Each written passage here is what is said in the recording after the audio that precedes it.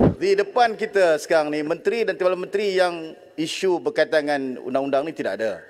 Jadi saya ingat, siswa Dewan tolong ingatkan, kerana ini isu-isu yang penting yang kita ingin bahaskan.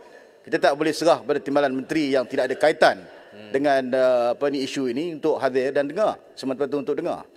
Jadi pada saya, pindaan perlembagaan ini merupakan suatu kemenangan rakyat.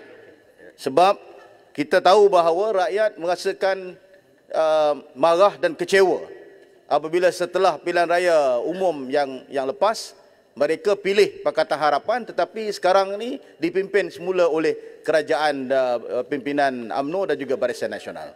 Jadi ini perkara yang pada saya dapat kita lihat daripada kedua-dua pilihan raya negeri. Pilihan raya negeri di Melaka dan juga pilihan raya negeri di Johor, di mana peratusan keluar mengundi itu cukup rendah kerana rakyat ingin menyampaikan mesej dah kalah lah kepada kita bahawa dah kalah lah di Melaka tentang pilihan raya ini, mereka pilih kerajaan yang sepatutnya mereka mahu tetapi dapat kepada orang lain.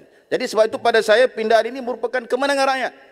Dan ini merupakan suatu hasil kerjasama yang tercapai dalam memorandum persefahaman Pakatan Harapan. Antua Jaya, Menteri Undang-Undang dah masuk Menteri Undang-Undang dah masuk.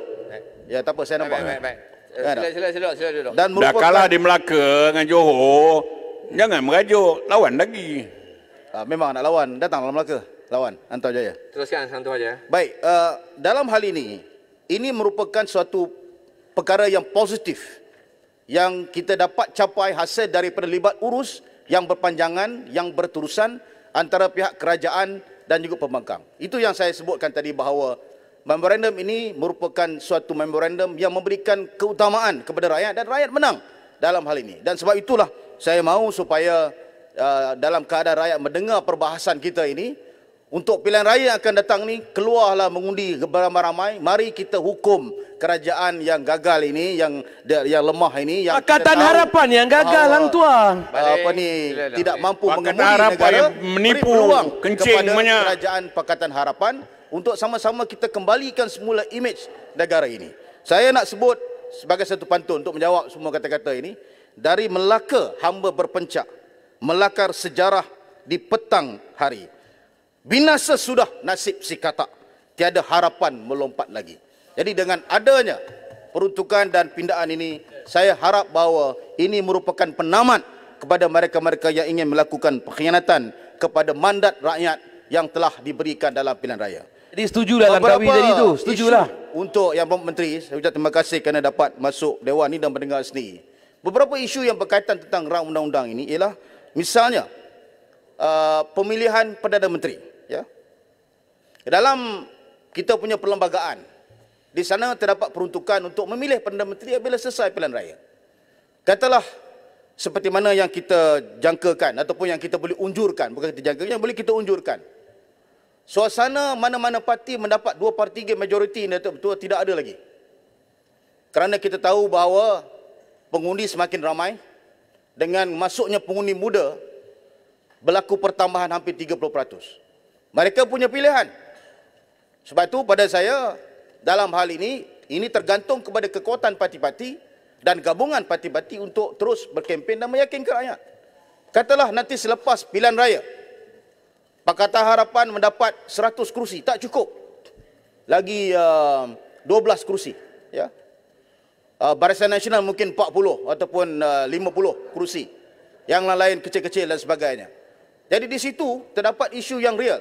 Apa isunya untuk memilih Perdana Menteri?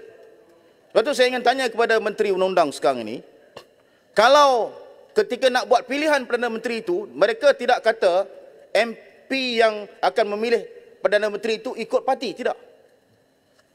Keputusan MP, ahli parlimen yang menang itu memilih sesiapa menjadi Perdana Menteri. Jadi kalaulah dia daripada Barisan Nasional ataupun daripada Perikatan Nasional, dia nak close floor.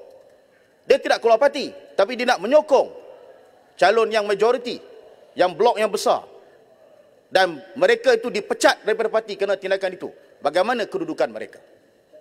Yang kedua, isunya ialah apabila mereka menjadi bebas. Dalam pindaan ini menyatakan bahawa kalau dia bertanding dulu bebas, tetapi dia lompat parti, maka kosong tempat itu. Jadi bagaimana dalam keadaan di mana mereka punyai parti, mereka ambil tindakan yang berbeza dengan parti mereka kerana yakin dan percaya memberi sokongan penuh pada Port Dickson misalnya, maka mereka dibuang daripada parti, mereka ingin kemudiannya masuk dalam parti keadilan atau parti Pakatan Harapan, bagaimana kedudukan mereka? Ini perkara-perkara yang pada saya mesti kita jelaskan. Kerana apa, Datuk Bertua? Apabila timbul perkara seperti ini nanti, ianya pasti akan dibawa ke dalam mahkamah. Ya Pak Menteri, saya ada masalah untuk bawa isu ahli politik ini ke dalam mahkamah. Kerana kita tidak boleh bawa keputusan rakyat ini dari segi logiknya. Kita minta rakyat pilih kita, tapi bila timbul isu kita nak bawa ke mahkamah. Dan sebab itu saya minta susulan daripada pindaan ini. Ini adalah hal ehwal kita sebagai anggota parlimen. Kita adalah ahli politik, biarlah kita uruskan yang berkaitan tentang parti ataupun perjalanan pengurusan pilihan raya ini. Sebab itu saya nak minta pandangan daripada Menteri. Apa masalahnya clause yang ketiga ini, kalau kita bebas, dia lompat untuk join parti, maka kursi itu perlu dikosongkan. Sebab ini adalah akta ataupun pindaan larangan lompat parti. Bebas dia tak ada parti. So bila dia nak join sesuatu parti, kenapa dalam hal ini perlu dikosongkan? Dan pada saya dalam hal ini, saya minta Yang Berhormat Menteri Undang-Undang tolong tengok balik Election Commission Suruhanjaya Pilihan Raya.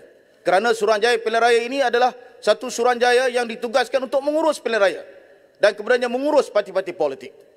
Jadi janganlah misalnya kita tinggalkan Election Commission, kita jadi betul-betul Suruhanjaya Pilihan Raya yang betul-betul bebas, yang tidak ada pengaruh mana-mana parti, yang tidak menganggotai mana-mana parti, yang independen, yang bergerak dengan sepenuh kuasa yang kita berikan, supaya bila timbul dispute misalnya, maka Election Commission itu, Suruhanjaya Pilihan Raya itu akan jadi referee, akan jadi pengadil dan tidak kita serahkan kepada mahkamah.